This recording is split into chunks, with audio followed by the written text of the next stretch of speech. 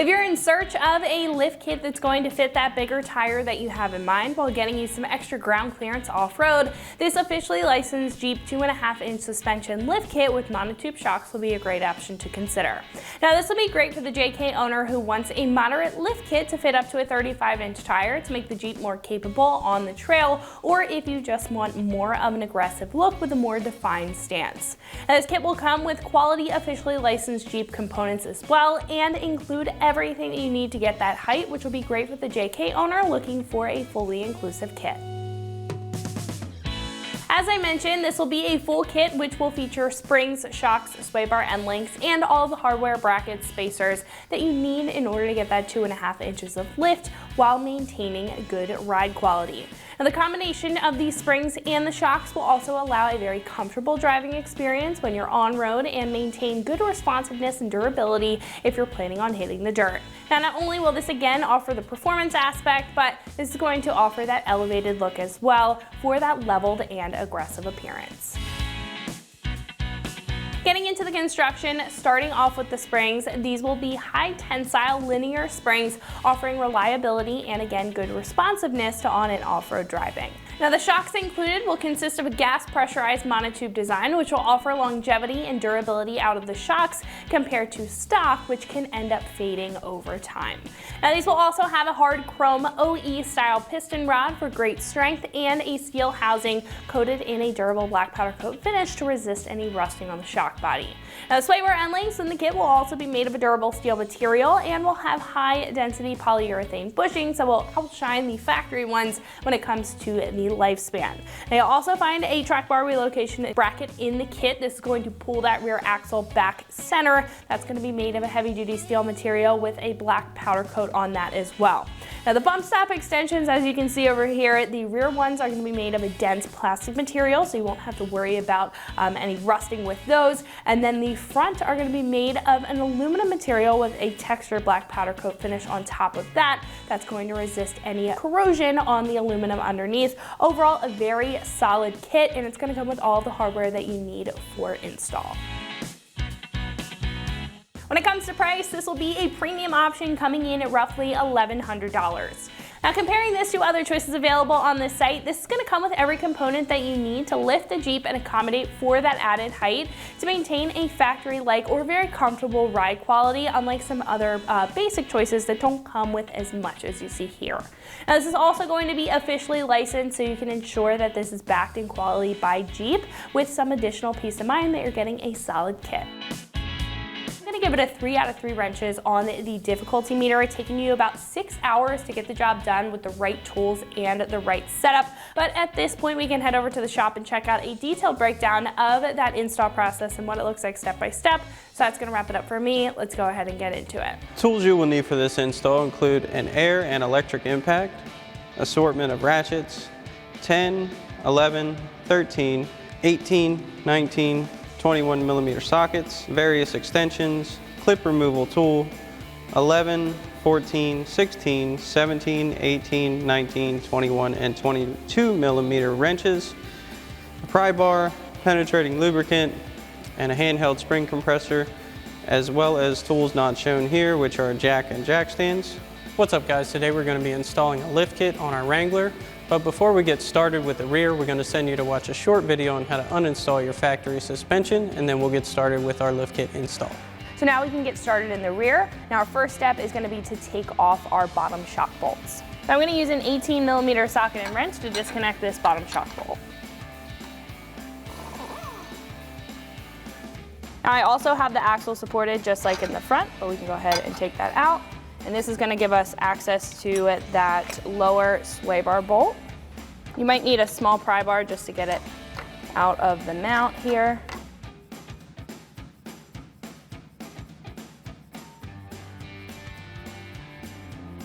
Now we can take out the bottom sway bar bolt using an 18 millimeter socket and wrench.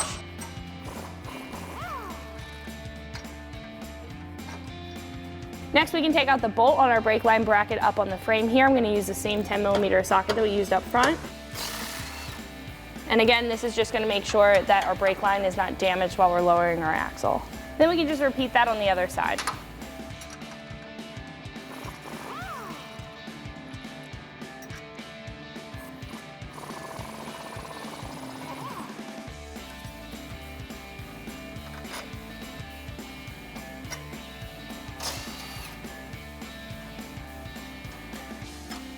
Next, we can disconnect our rear track bar using a 21mm socket.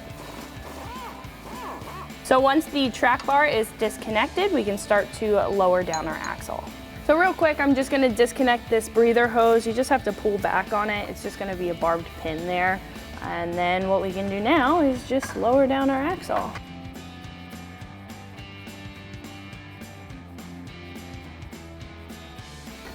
Once the axle is low enough, we can just pop out our spring.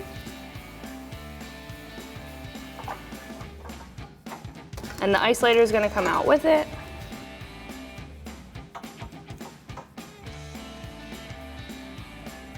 Alrighty guys, welcome back. Now that we've shown you how to remove your factory suspension, we're ready to go ahead and start with our lift install. And our first step is going to be to install our new bump stops onto our axle.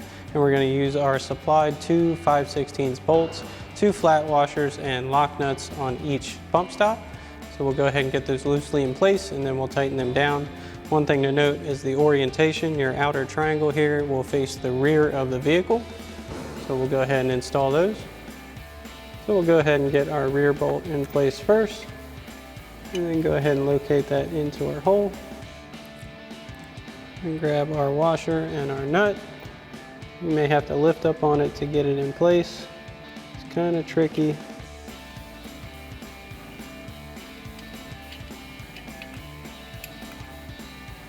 Washer in, get it to start threading on, and then we'll go ahead and get our front bolt in place. And we'll go ahead and set our front bolt in, get our washer and our nut ready. Again, you might have to lift up on it to get it in place. Okay, once we have those threaded in, we can go ahead and get ready to tighten those down. So for our front bolt, we can get to it using our 13mm socket and our ratchet. Go ahead and slide that in place.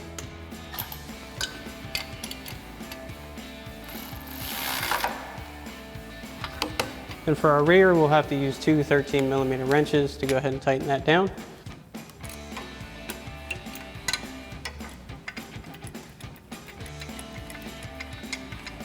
You want to get it as tight as you can by hand first.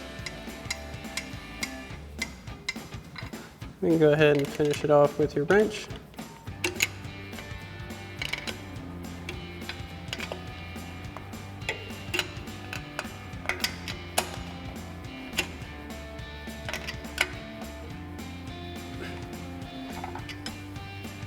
Okay, so now we're ready to go ahead and install our new springs, and we're going to reuse the top cap here off of our factory spring, and you can see the indent of where your factory spring was, and you want to line that up with your new spring.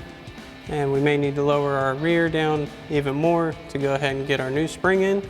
And you may even find your breathing tube for your axle is getting a little stretched, so you can go ahead and just pop that off, and you can extend that if you feel more comfortable with an add-on adapter. Go ahead and lower this down, keeping an eye on our lines and everything else to make sure nothing is getting stretched.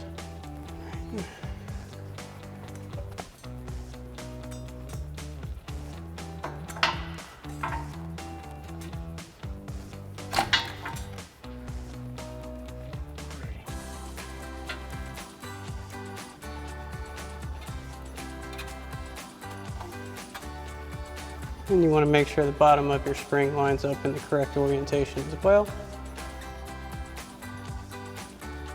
And then we'll go ahead and raise our differential back up. So once you get your bump stop and your spring loosely in place on this side, you can go ahead and repeat this process on the other side. So now that we have our springs in place, it's time to go ahead and install our track bar drop bracket. And for that, we kind of already have it in place, but it slides over here onto your factory track bar mount. And we'll go ahead and slide it into place here. And your other two holes line up here on your lower control arm and shock mount. So we'll go ahead and get those holes lined up, and then we'll go ahead and get this mounted. Now, one thing to note is to make easier access, you do want to go ahead and remove your lower control arm on this side. And to do that, we used our 21mm socket and 21mm wrench to go ahead and pop that bolt out and just swing that out of the way, just so you can access the backside of these holes here. So we'll go ahead and use our supplied bolt, washer, and flange nuts. And we'll go ahead and slide those in. Install our flange nut on the back side here. It is a little bit tricky, tight quarters.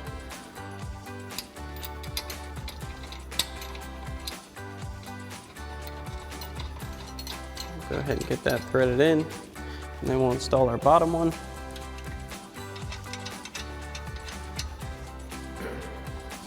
Okay, so we're gonna leave these bolts hand tight for now, so we still have some wiggle room to go ahead and install our bottom mounting bolt and spacer to our factory mounting point. So we're gonna use our supplied bolt and flat washer to go through the front here. Now you may find this a bit challenging to line up. You may end up needing a pry bar for it, but we'll see if we can get it in without it. So now we have our bolt in line. We can go ahead and insert our spacer. Get that lined up.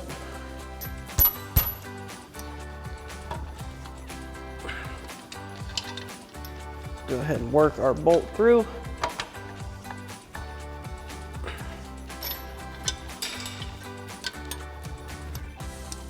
Again, this is a bit of a tight fit, so just have patience, work with it, and it will go. So now that we have our bolt through our factory point with our sleeve on, we're gonna go ahead and add a flat washer and our lock nut to the back side here. Again, this is tight quarters. Just gonna have to feel it out.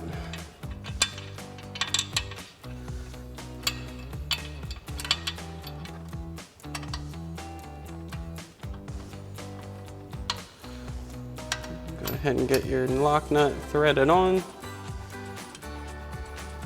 So now we can go ahead and tighten these down and our auxiliary mounting bolts. And to tighten these down, we're going to use our 15mm socket on our impact and our 15mm wrench.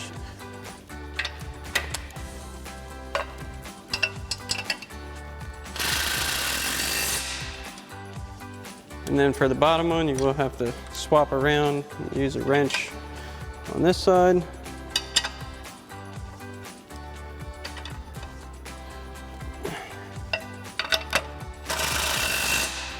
Now to tighten our factory mounting point down, we're going to go ahead and use our 21mm socket on our impact and a 22mm wrench for your lock nut. Now we can go ahead and install our track bar. Go ahead and slide that over, line it up, and use our supplied 21mm bolt and flat washer. Go ahead and work that through.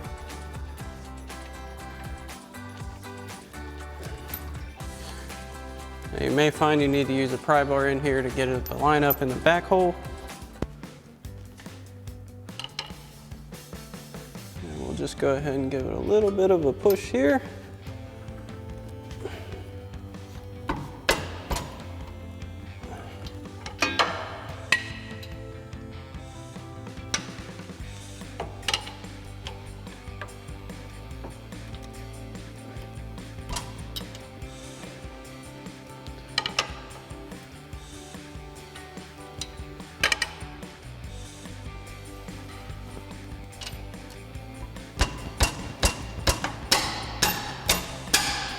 Go ahead and get that through. Then we can go ahead and install our flat washer on the back side here. And we can go ahead and install our locking nut.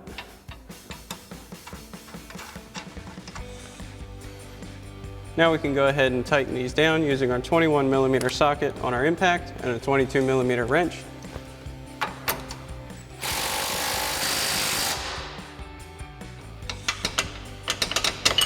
We can go ahead and install our new sway bar end links. And we're going to start with our top here. You may need to slide it in between your caliper and the mount to make sure it's on the outside. And go ahead and install your supplied nut for your top joint. And we'll go ahead and reuse our factory hardware to mount the bottom.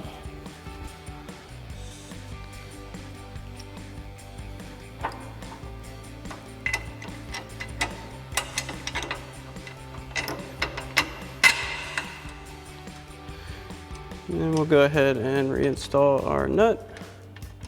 Now we can go ahead and tighten down our top mount here using our 19mm socket on our impact.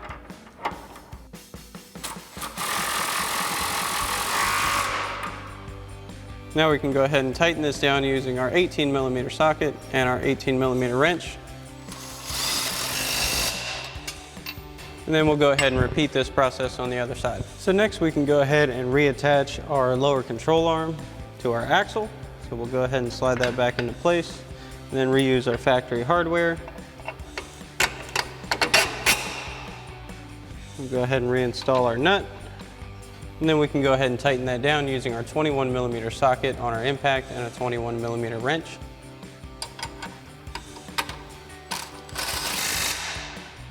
Next we can go ahead and install our new rear shocks, and since these are open slotted and this rear bolt is kind of tricky to get to, we'll reuse our factory hardware. We'll go ahead and set the first one in.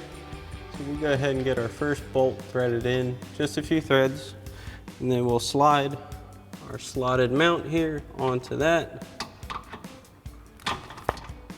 And then we can get our other bolt in as it's much easier to access.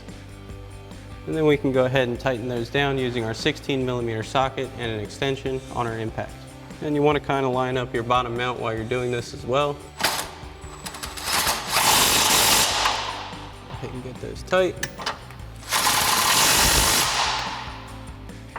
Then we can go ahead and get our bottom mount lined up. So we'll raise our axle up just a hair. And then we'll go ahead and reuse our factory mounting bolt. Slide that through. Go ahead and get that in. Now one thing to note here is you may have difficulty raising your axle up high enough if your springs are still new and very stiff. So what you can do also is use the weight of the vehicle after you have everything installed, reinstall your wheels, drop the vehicle to the ground, and go ahead and line up your bottom mount if you're having struggles lining it up this way. Now we can go ahead and tighten our bottom bolt down using our 18mm socket on our impact and our 18mm wrench.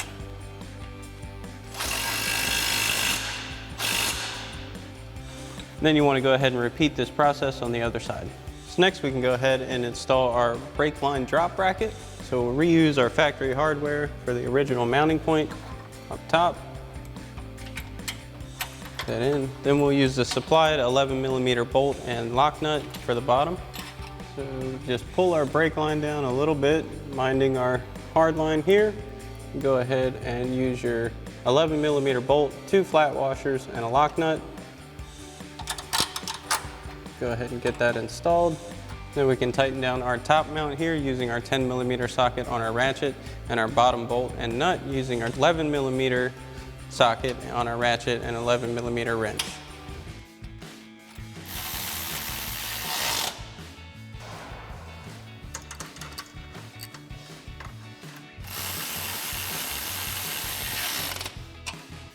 Then you can go ahead and repeat this process on the other side. So we can go ahead and tighten back down our lower control arm bolts using our 21mm socket and swivel adapter on our impact.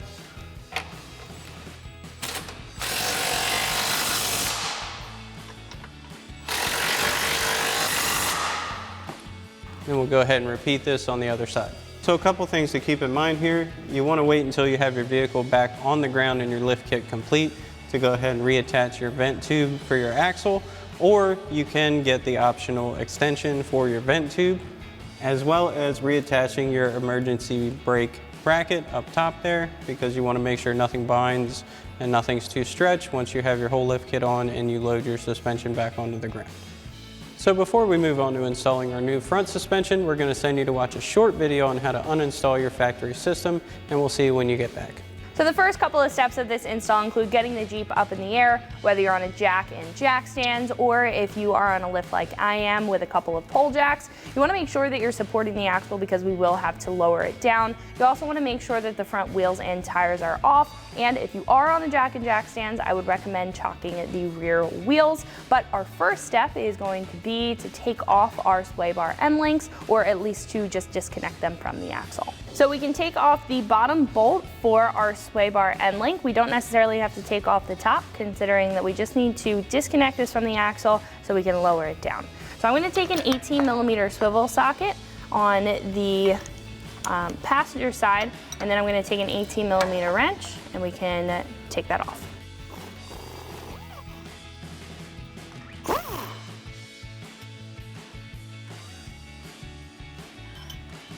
Then we can do the same thing on the other side.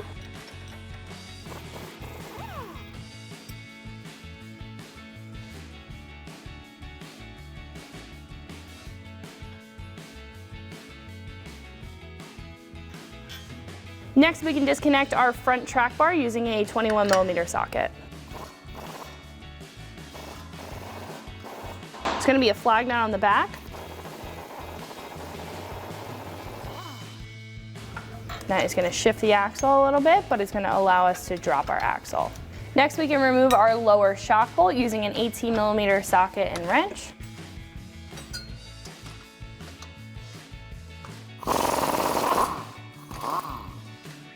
Now, in order to get this out, you may have to adjust the height of the axle in order to loosen that bolt up.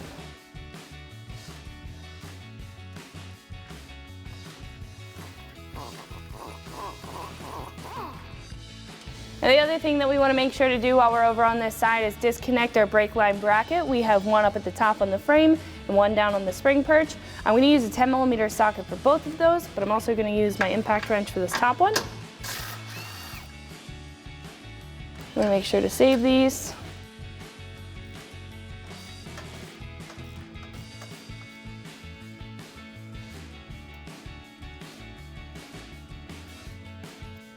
So what we can do at this point is kind of just wiggle our shock out at the bottom there.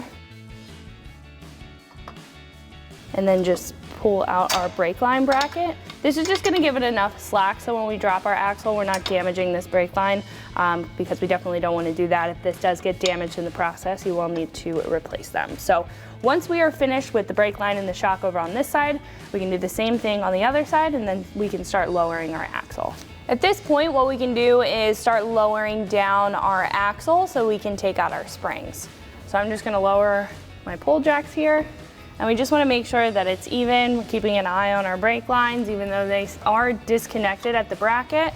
You also want to keep an eye on the breather hose on the differential. I usually just like to pop that off. There's no clip or anything. It's just a tube that you can just pull back. And then we can just lower this down.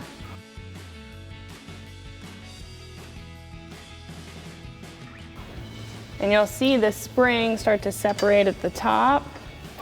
You can usually just do this one by one, but once you have enough room, you can wiggle the spring out on either side. But you can even kind of rotate the spring, move the sway bar if you need to.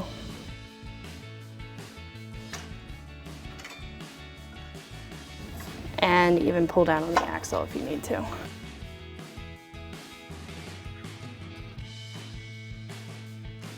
So last but not least, once we have the springs out, we're just going to take out this isolator as well. And we can do the same thing on the other side. Alrighty guys, welcome back. Now that we've shown you how to uninstall your factory suspension, we're going to go ahead and start installing our new upgraded lift kit. So our first step is going to be to install our new lower perch for our springs. Now what you're going to want to do is grab your new perch and put it onto the lower part of where your spring perch from your factory is, and you're going to need to grab a Sharpie and drop that down into your perch and mark out the spot where you will need to drill a 3/8 hole so we can get our hardware in to mount it. Now ours already has been drilled, so we're not going to do that, but that will be your first step in installing your springs. So now that we have that done, we're going to go ahead and install our lower perch. To do that, we're going to use our supplied bolts, 2 flat washers, and a flange nut for each one. We'll go ahead and slide that in. And we'll go ahead and install our flat washer and flange nut on the bottom here.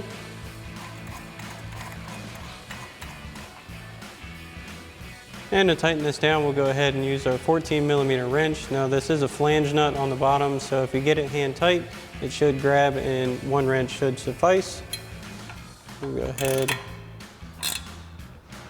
tighten that down, and then go ahead and repeat this process on the other side. So you may find it very difficult to get the new spring in if you can't lower your front differential low enough to get it over the new perch and up into place. So what you can do is go to your local auto parts store and rent a handheld spring compressor like we have here. Most of them are looking a little different, but basically the principle is the same. You hook them onto your springs, clamp them down tightly, and go ahead and tighten them up, and it will compress your spring. Obviously, we've gone ahead and done ours already. So we'll go ahead and install our spring. And you may find you need to compress it more and more. So ours was a bit of a struggle, so we went ahead and got it on. But if you use a lot of caution when handheld spring compressors, I can't stress that enough, go ahead and compress your spring enough to get it up over your top perch and your bottom perch, get it into place, and then you can loosen up your spring compressor and set your spring.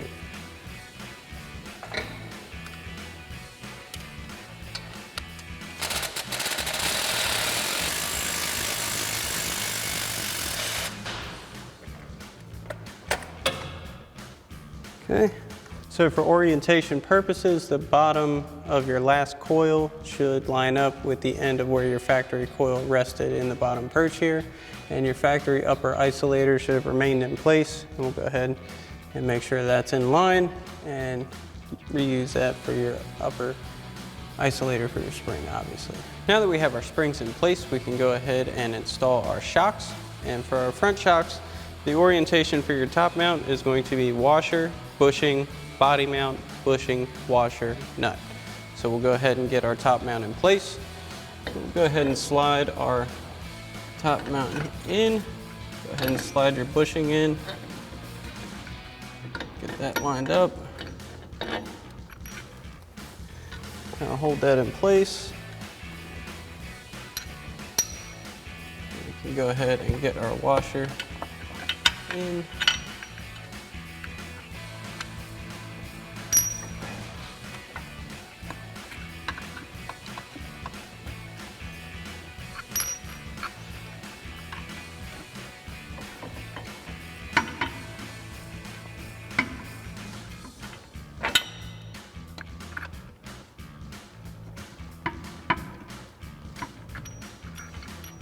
This part is a little tricky because it is a tight fit up here for this washer. Once you have your washer in place, we'll go ahead and grab our lock nut and slide that up over.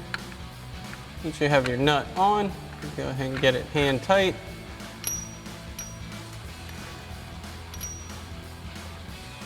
So once we have our top mounting nut in place, we can go ahead and come in with our 22mm wrench and go ahead and tighten that down. Now, one thing to note here, it is a lot easier to just notch out a little section of this plastic inner shroud you have here than to try to take everything apart and try to get it, because you can't get it from the top. So save yourself some hassle.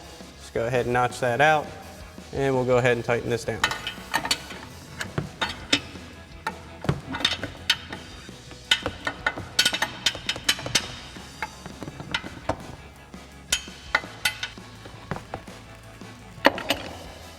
Now that we have our top pretty tight, we'll go ahead and lower our differential down. Go ahead and line up our bottom shock mount. You reuse our factory hardware. Go ahead and slide that through. And get our nut on. Then we can go ahead and tighten this down using an 18mm socket on our impact and an 18mm wrench.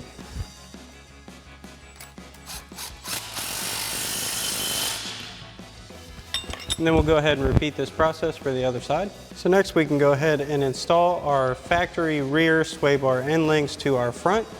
So we'll go ahead and put the bottom on the inside and the top on the outside of the sway bar. We'll go ahead and reinstall our factory nut up top. And then we'll go ahead and reuse our factory hardware for the bottom as well. You may need to pull down on it a little bit to get it to line up. Go ahead and insert that.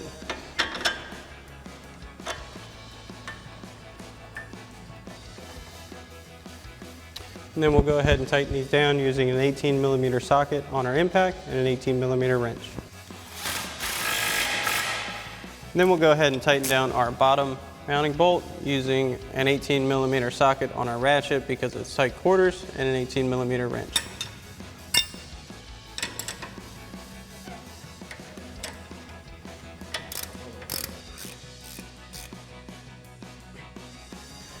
Then once you have that done, you can go ahead and repeat this process on the other side.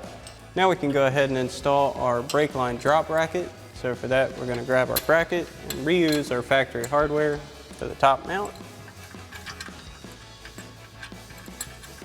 We'll go ahead and tighten that down using our 10mm socket on our ratchet.